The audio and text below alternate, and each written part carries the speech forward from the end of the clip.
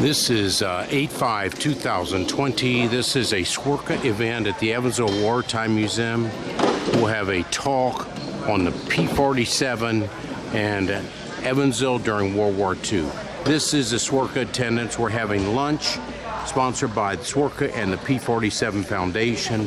The date today is 8/5/21.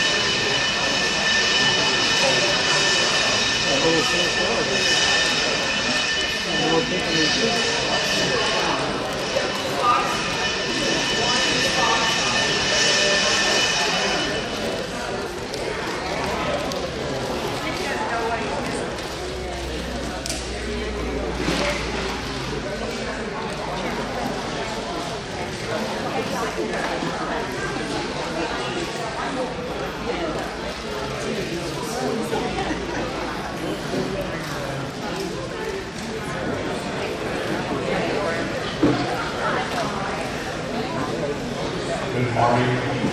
We're going to go ahead and talk. My wife told me we need to talk while we're eating. So I'm behaving with what I'm told. I think men and women learn that in their lives to do what you're told. Okay. This is my name, and this is the Evansville Wartime Museum. And our new acquisition is behind you, and we'll talk about that big baby in a little bit. That baby is called a P47 and has a new name, Hoosier Spirit 2. Hoosier Spirit 1 came off the assembly line about September 15th of 1942. Thank you for coming today. SWRCA is our co-sponsor today. And we want to thank all the staff from SWRCA for helping with organizing this. And SWRCA is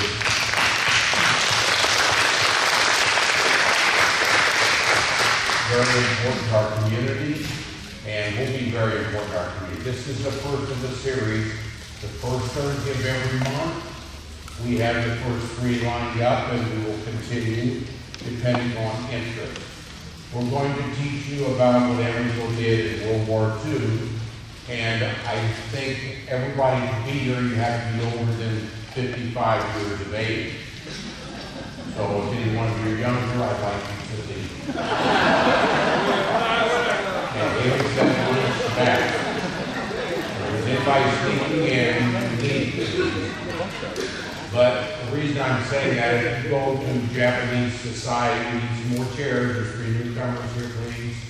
You go to Japanese society, they revere their older people. And if you think about what we do in our lives, we make lots of mistakes. I'm sure you haven't made as many as I have. But we don't write those. We just say, we chalk that up and say, let's don't do that again. So I think you need to talk to your grandkids, your nieces, nephews, and other people, and you can bring them out here. We're having some new things out here. We're going to get some new cabinets, about 3 or 4 new displays in the near future. We have 4 simulators ordered, and they will be here by the next conference. We'll have them on the first Thursday of September. Simulators are things that help people learn how to fly. And if you do passion medical, then you can fly. But just because you can do it on a simulator doesn't mean you know how to fly an airplane. So you got to pass some other tests. But your grandkids or your nieces and nephews may like to come out here. We'll have 4 simulators, and we'll charge a minimal amount for them that they can learn the experience of flying with 3 TV screens and many of the effects that one would get with flying. We have a big event that starts later today. The events committee's been working on this for a long period of time. It's a C47 that's flying in here. They'll be here for 3 days, and you're allowed to get tickets for that. You can pay for that. There's very few tickets left. But that's what they did in World War II, flew on a C47. I'm going to give a little summary about a C47 before we get into the P47. So we get sevens and C's and D's and everything messed up. Now, Mr. Hitch is in the front row. Who's this man in the middle, Jim? His name's Rutenberg, and some other ones that you will know. Now, the reason I put him up here is he ran Sorvell. Sorvell was a big company here, and they made what we call refrigerators.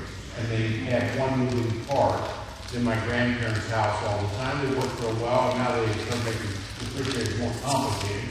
Now they're back to the one part with the gas. It's running by gas. Very efficient. One moving part of the refrigerator. And Sorvell was a major employer here in Evansville. Rutenberg ran that. But this big tall dude on the right of him, on the left of him, he's a general from World War II. Now, does anybody know him? Has anybody ever met that guy? He died in 48, almost anyone born, and he was a scene. But his name is General Knudsen, Knudsen. And he was a good friend of Rutenberg's back in the late 20s. I think that's very instrumental in the next things I say of why we got so many contracts here. In 1939, 1940, we had about $1 million contracts. In World War II, we had 600 million military contracts, which is an amazing difference. It's partly because this man in the center named Rutenberg knew people in Washington, D.C., knew higher-ups, and knew that big boy on the left there. That big boy on the left, I'm going to show you what his credits are, but he started with Henry Ford, went from Henry Ford 1911 to 1920. He learned how to make things quickly on an assembly line. He left there, became the president of the Chevy department of General Motors from 24 to 37. Then he was the head of all the General Motors, president from 37 to 40. FDR spotted that guy, and he didn't even know how to put a uniform on, but he got that uniform. He got 3 stars. You couldn't do anything unless you had a lot of stars. They looked down upon you. 3 stars is a lot. He was the highest ranker for civilian service ever. And he's in charge of all the production in the United States. Hired in 1940. So that's a big deal. This man right there has probably made a big difference in our society in Evansville. That man right there, his name's Knudsen, and I will just show you his credits. This is his credits. This is just about what I just said. What he did with Ford. Remember, Henry Ford was the master of mass production, and he learned a lot in a decade there. Then he did the same thing at General Motors. And we had another plant here called Chrysler, and so he'd already worked with 2 of the biggest ones around. He worked with Chrysler and did a lot of things with Chrysler, gave them a lot of things to make it World War II. What was his influence? Look at that influence. He made things happen smoothly in the United States. Led companies that had never made a military product before. We had 80 different companies here in Evansville, 80 that made military products, and you'll see it when you walk around the museum. That's an amazing accomplishment. He taught people, he knew how to make things happen. And we, as a society, made it happen. This is what he said in World War II, during World War II. And he came to visit here, and he said, we smothered the enemy. We smothered them with an avalanche of production. They never thought it would happen. It was unbelievable what happened in the United States. I am a baby boomer. I wasn't born in World War II. Some of you were born at that time. And I started doing this about 16 years ago, and I am still interested. I think what happened in our United States from 40 to 45 is absolutely amazing. And Evansville was a big part of it, and I'm going to show you how they were a big part. So the world didn't think it happened. But FDR, remember, he was Assistant Secretary of the Navy in World War I, so he started to know about war, and so FDR at least hired the right guy. This guy made things happen because how we won the war was our industrial infrastructure.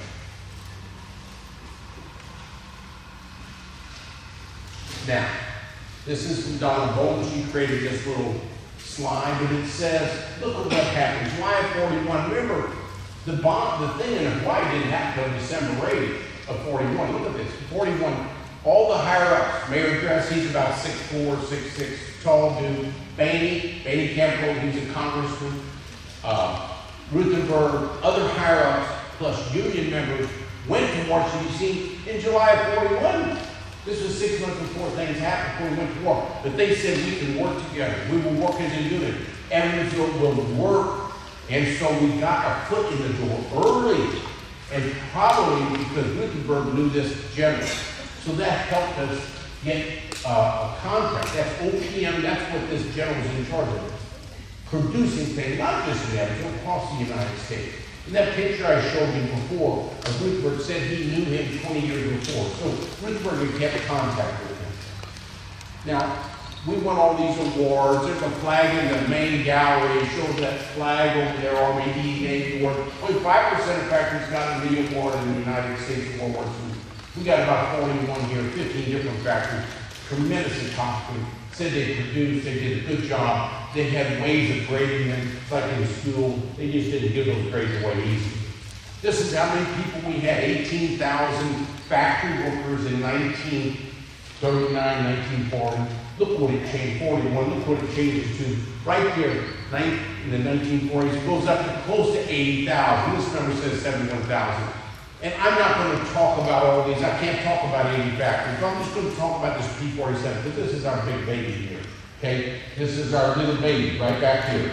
And you as a society and a lot of leaders got that LST. There's one LST left in the world that's functioning. It's right here in Evansville. We made 167. 1,100 plus were made in World War II. We made more than last, and we got it here. It's going to be a destination place for people coming to visit.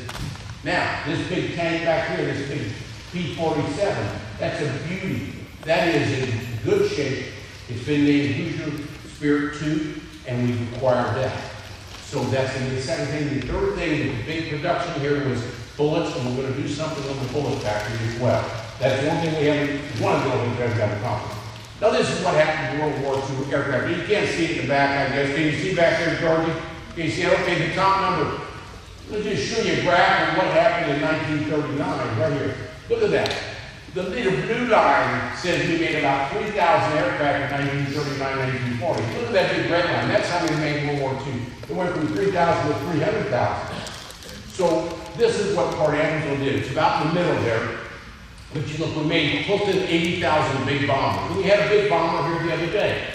Well, about 2 weeks ago, we had a B-17, and we had people lined up seeing it. People like to see it. They got to crawl in it. They got to fly in it. They love it. That's one of the top parts. Those are the bombers. They drop the bombs.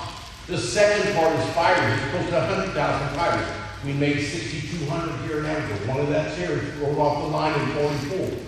And then down there is a support. Support is a C47. We're having a C47 flying here tonight. They'll be here for 3 days. You'll see it flying all around town. And I'll tell you just what it did a little bit in World War II.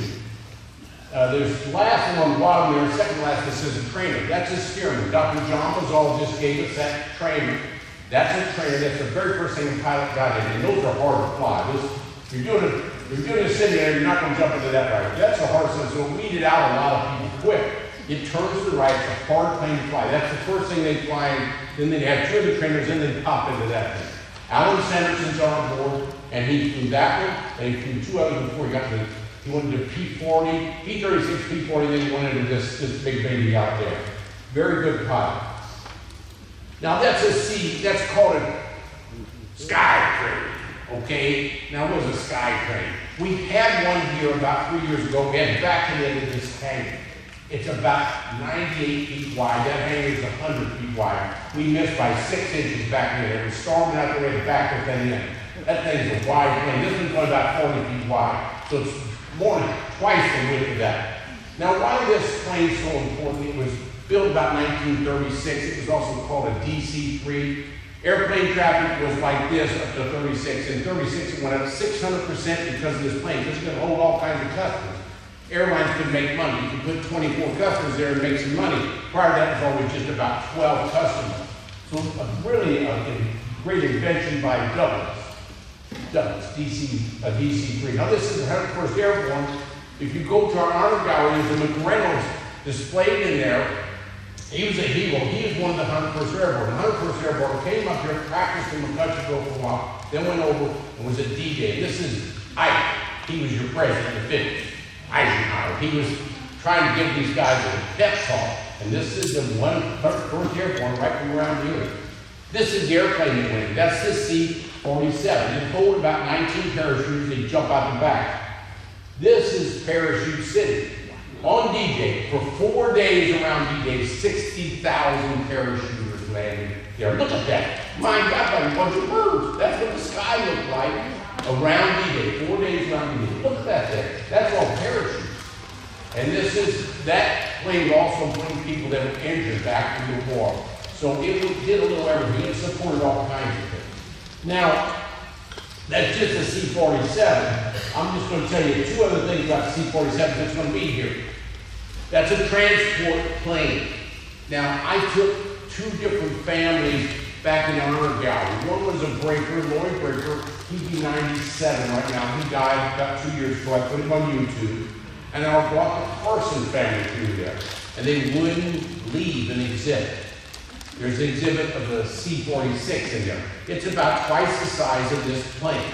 But this plane plus the C-46 is what we call fly the hump. It flew goods from India to China because Japan had just about taken over China and they had blocked the Burmese trail. That's the only way to get goods in and out. They already blocked all the ports.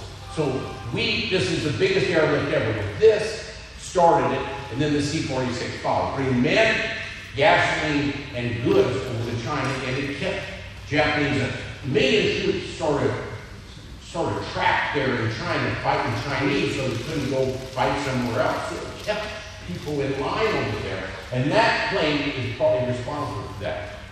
So they didn't make them here, they made it in Long Beach, made them in Santa Monica, made them in Oklahoma, made about 11,000 in World War II. Great transport, you can fly in it. I've been in it before, it's a nice baby, flies nice. I don't fly, but it flies nice. You don't worry about me flying. Now, this is who you're here to. That's what we're here to just talk about, because I can't talk about everything today. We're going to talk about just this plane. The month we're talking about more, and we're talking about more money. You're going to be able to educate, you know more about it than most people ever know when you get done with it. I mean, this is a lot of distilled information. So, we made this aircraft right here. First of all, they didn't want to make this aircraft here. They made them in Farmingdale, New York. They just couldn't make enough of them in Farmingdale, New York. They made 8,000. That's the main plant called Republic Aviation. And they tried to make it at LaGuardia. LaGuardia said, we don't have any room. Then they went to Suffolk, New York. And they went there, and they all said, no, we don't have any room. So we were the 3rd or 4th choice, everything. But we got it. And we got this contract to make that big baby here. We made 600. You know how hard it is to make a plane? Oh my God. And we made it. We never made a plane there before. Look at that. Now, that big gun's on the front. Now, the guns, Janice will bring those bullets up. Can you bring those bullets to me? They're up in the, I want 3 bullets. They're in the Karis Jennifer. They're over in the honor gallery. They're on a little red thing. Well, they were supposed to be brought up there. But a bullet coming out of that is a 50 caliber bullet. The size of your index finger, okay? That's a big bullet, okay? Now, when you pull the trigger, when Alan Sanders pull the trigger, the bullets will all be gone in 23 seconds. There's 1,000 bullets in each wing, 250 for each gun. So in 23 seconds, they're all gone. It's called, and I'll show you a track of it, it's all 9 yards. And that's where that came from. So if you're out of bullets, you better get over because you haven't got any more defense. That baby is strong. It can go about 300 miles an hour. Okay, it goes 300 miles. Its maximum speed is 426. Go 300 miles an hour and it's pulling the bullets. When it's pulling these bullets, the power of that is your 150 truck. I know some men got a 150 truck. What are you doing? This is the size of that bullet. And that baby is not nice. Okay, it is not nice. So what it can do, because there's 8 coming out at one time, chop a tree down, it turned a tank over, it turned trains over, it did all kinds of things. That's partly what it did. It said here, fire, bomb, and ground attack. So what Alan Sanderson did was he was stationed in Italy, and when the Germans were retreating, he was chased away. And what Patton said he loved was P-47 because it chased all the German troops. They would find the big tunnels, and they would drop a skip bomb in the front of the tunnel, back tunnel, the train gets stuck in the tunnel. It was an amazing thing. So we use these bullets, skip bombs, and they also had missiles. 3 different things they did. See the size of that bullet? We did not make these bullets here. This other bullet, which some of your family made, this is another bullet. This is a 45 bullet. Size of your little bitty finger, half your bitty finger. And you look at the outside, it's steel. We ran out of brass in World War II, so within a month, the metallurgists had to work on that, figure out how to make a steel bullet. Very difficult because it doesn't flex as much as brass. The brass is a much better bullet than a steel bullet. But they made that, they only made 3 billion of these. So you stretch this right here, I put one end on the end, and it goes around the world 3 times. 75,000 miles. Women mostly made it, and we made it in less than 3 years. So if Dick here could make a bullet, could make 100 bullets a minute, it would take him from the Revolutionary War until now to finish. So you got a lot of work to do. So we made one other type of bullet here. This is for the M1 carbine. This is a 30 caliber bullet. This we only made 500,000 of those. If you look at Patton's book said, this is what we shot on that rifle. Then when you look at the rifle, there's an M1 carbine. And the M1 carbine, he said, won World War II. Everybody says something won World War II. You can pop somebody from 300 yards. That's 3 football teams. Now the regular M1 couldn't do it. It could hit from about 100 yards. That could hit you from 300 yards. With that, boy, you were sitting up anywhere in the water. But that's what Patton said in his book, that the M1 carbine is a heavy gun. It's 8 or 9 pounds. I don't know. Okay, so this is what we had. All the fighters in World War II, there's a Zero in Japan, there's a Messerschmitt in Germany, they had 38,000, Japanese had 10 to 15,000 Zeros, and then the other one was a Spitfire in England, okay? Those are the 4 big fighters in this one. Now, P-51 came along a little later, and I'll talk about P-51, but this thing weighed twice as much so, that's 17,000 pounds. That's because that big engine over the left. The big engine has not just 9 cylinders, it's got 18 cylinders. So that baby has 2,000 horsepower. All those others had about 1,100 horsepower. So it could carry a lot more load. They call it the jug because you stand it on its end, it looks like a milk bottle. So they call it the jug. Milk bottle. But you look at the offense it has. 5 rockets, they didn't work very well, but you had skip bombs.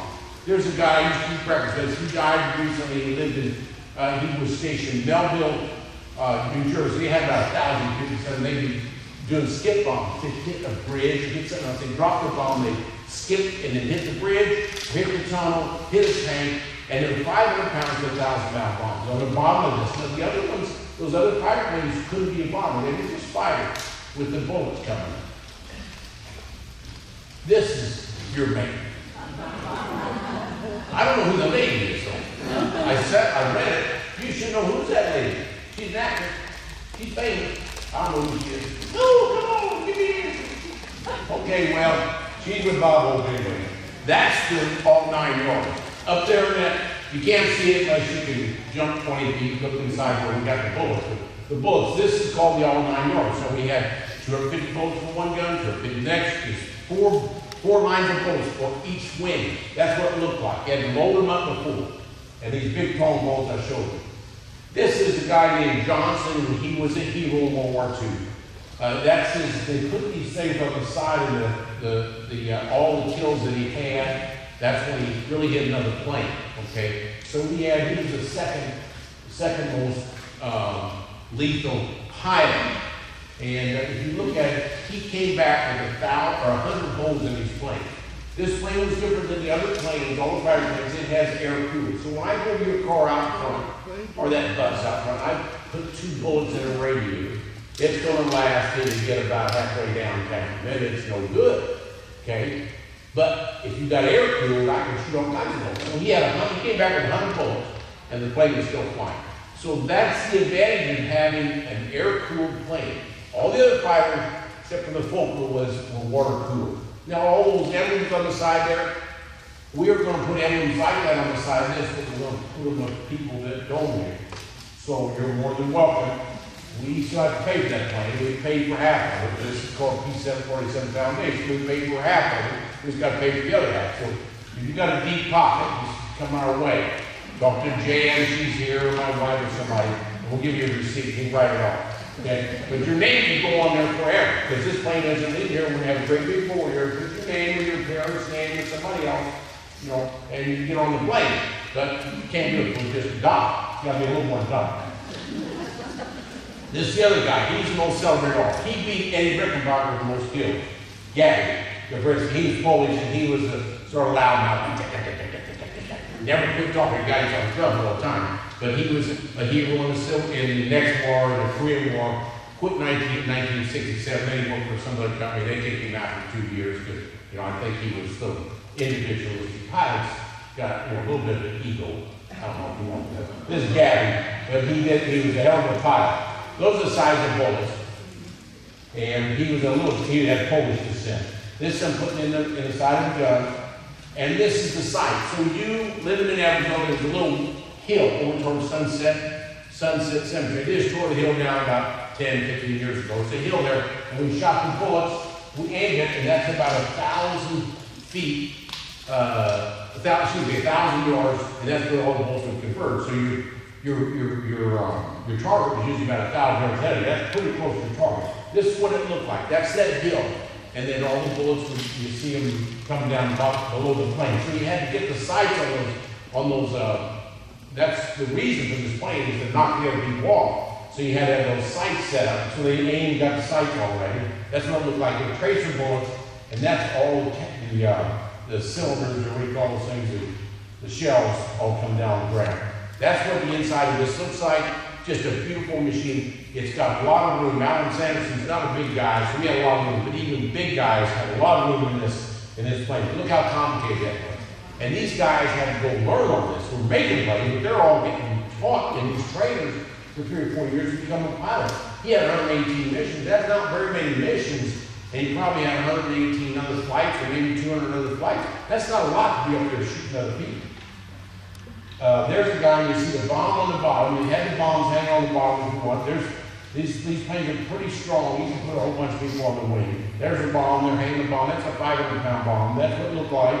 Skip bomb. And there's what you call cluster bombs. You use a lot of those in Japan to drop incendiary bombs. That's how they fell out of or dropped out of the planes when we burnt up Japan, February, March, and April of 45.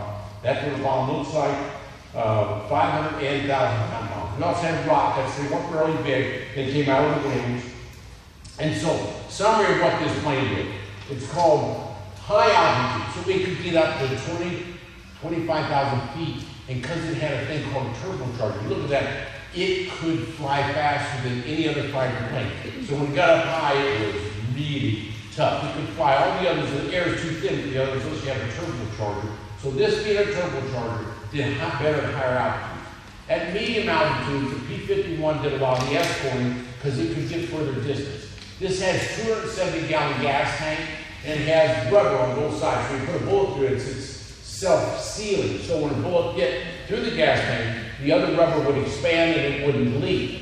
But it only had 270 gallons. So 270 gallons, and you use 5 gallons a minute, you'd be losing all your gas in an hour for full force. So it could get halfway to Germany and then back. Then we put other gas tanks on the bottom to get it to go further. The P-51 could go further. So this was, once we started getting in mainland Europe, we could fly this thing anywhere. But coming all the way from England is a little bit further, and we had gases. If you look at the bottom there, it says European Pacific here. The ground attack, it was amazing. We knocked off so many trains, so many tanks, and that's what Alan Sanderson, he just hit everything up and down in what you call Italy. And this was a great ground attack plane. These are the other ones with those big engines, and they were big in World War II, but we don't have time to talk about that. Other countries use this plane. We didn't just put it in our troops, we put it in with England, Soviet Union, Mexico, and Brazil. Sorties, more sorties than even the P-51, best ground attack. This is the speed, tanks, trains, and airstrikes. I talked about that. Jug, I talked about that. Firepower. And a dogfight. If you put it in a dogfight with P-51, that is none of your P-51 fake. But I want you to be a P-47 fake. Okay? So quit being P-51 fake. Be a P-47 fake. So I had a dogfight. Those two fighting. that one will win. Put them both sights on. The reason that would win because it's air cooled, mostly. Because the other bullets would hit the other radiator and it'd be gone. So dogfight, this would probably win. And that's written in Google, and Google knows everything. Okay, so this is pretty much the comparison, because everybody says the P51, it had 6 guns, same size. They said it's a little bit more, could fly around a little bit better, navigate or maneuver a little bit better. But this one was a heck of a plane and did a lot in World War II. The P-51 they used in the Korean War and used for other things. But, and then the development, I don't want to go over there, but there are 2 Russian guys that both left Russia in 1917. They came over and developed that. And the first guy's named Servitsky, and he created this plane, really, and this other guy got all the credit. They kicked him out of the company in 1939, then the other guy ran the company, Carter-Belli, so he got all the credit. But a lot of the precursors to that were done by this guy named Servitsky, and he was an ace in Russia in World War I. He only had 1 leg, he could still fly, and he knew a lot about war, so I think he should get more credit than the other guy. And these are the prototypes. I don't want to go over that, but now let me just summarize things. Thank you for coming today. Now, after this is over, the public's coming in at 12, so pretty soon. You can walk around the place. We have docents in each room that can tell you about things. You have questions you can ask. People in red shirts are docents here. We would like you to be a docent. You seem like pretty smart people, and we don't pay you, but you can be a docent. And so we like you to be a docent. The other thing is you got stuff in your garage, got stuff in your attic. You got things in your attic. You got things in your garage. You got friends with things. Don't throw them out to the junkyard. We have a collection committee that meets once a month. Bring them here. We'll decide if we can really show them. We're trying to rotate things, but things are very valuable here. For the 80 different factories we have, we want to show our next generation what we did here in Evansville. And you have artifacts. And they're throwing them out left and right. I don't want you to throw anything out. At least bring them by. If we can't use them, we'll give them back to you. But we'd like to exhibit some more things in this museum. And we want you to tell your offspring or your nieces and nephews about this. This next month, when you come here next month, we will have 4 simulators working in the back room, and we will let you fly. And we'll let you fly for about a half an hour, and then we get to the next person.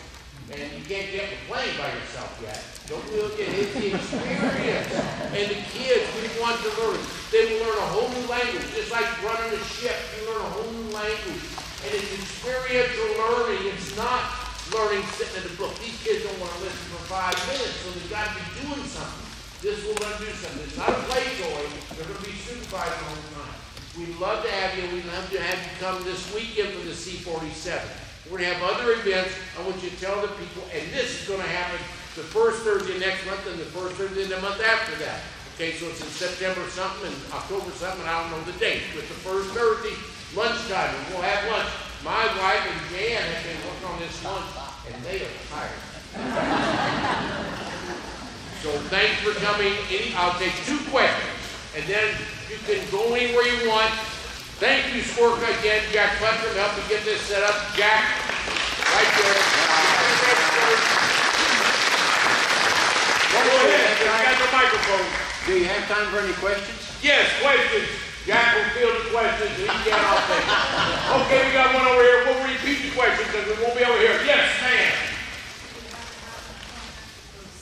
Oh, do you have to have an appointment for the simulator? Well, we're in the evolution of that. She wants to have an appointment.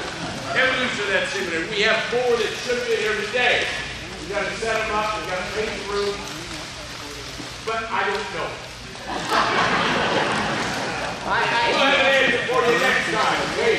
But they'll be ready to go. You know, like you could fly the P47. We're going to have a P47 program in there because we want kids to learn about the P47. Not that they can fly it, but we want the experience. A program that talks about World War II and things. Okay, I didn't answer that one. Next question. Camp Dealer for one. You guys were thanking me. The guy to thank is Mark Brown. And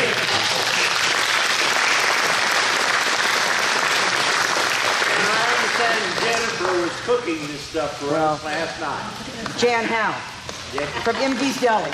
And all the volunteers here, everybody registered as volunteers, they work for nothing. Now, Mr. Dye can wear a blue shirt, but he is volunteer, and Jan has wear a blue shirt. They're supposed to have red, I thought, but they are colorblind, but they are also volunteers. And Mike Stevens, look, he gets a tour guide.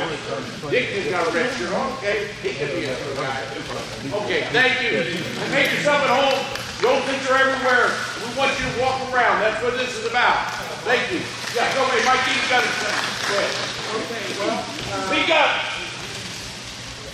I'm trying. Anyway, I'd like to thank everybody for coming. A couple of commercials. One, memberships are available if anybody would like to sign up. Everybody here is a volunteer. We have one employee and they work 1 day a week. So if you'd like to join, we'd love to have you. We accept donations. And again, thanks for coming and look forward to seeing you again. Very good. Thank you. This guy right here went to Central High School. His name's Jim Hitch. And he went to Central High School. Central High School got $60,000 or $75,000 to get a plane. They donated, got it all. No other high school got it, and he was part of that. We have a picture in the newspaper. There were 5 girls there, but not him. 5 girls in front of that plane. But he was in World War II, and he helped get one of these 6,200 P-47 sponsored from Central High School.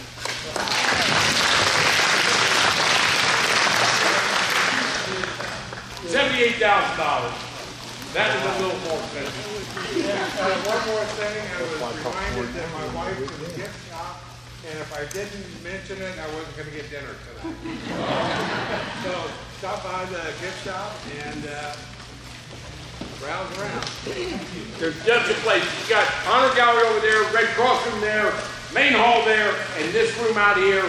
I'll just tell you quickly, that's an Ellis, that's a Higgins boat. They made 20,000 World War II. We got about 4 of them down by the LSD, and that's something to look at. There's a Jeep, we made 600,000 Jeeps, half Fords, half Willys, and then all these guns are foreign guns versus American guns, and a lot of other things to look at. Love to have you just browse and have a good time. Thank you for coming. Flags on the wall. The flags on the wall. That's every country that was an ally of us during World War II. There's a flag up on the wall.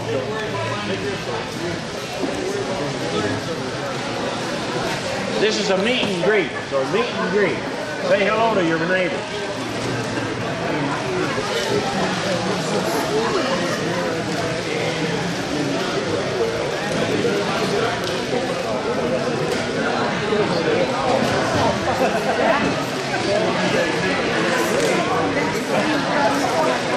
Oh, hi. Nice to see